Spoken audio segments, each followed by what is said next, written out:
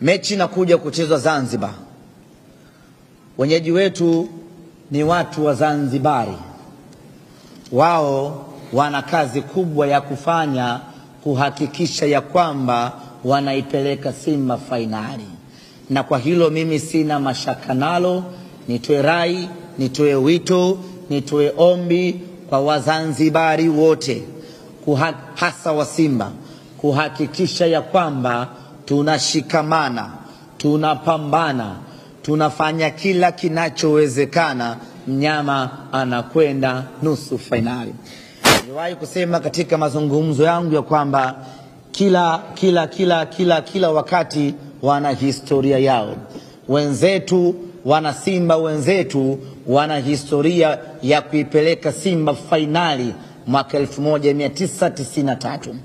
Mwaka 2025 tunatakiwa kuandika na sisi historia yetu ambayo itakuwa ni kuipeleka tena Simba fainali, lakini sio tu fainali na kuchukua na ubingwa wenyewe.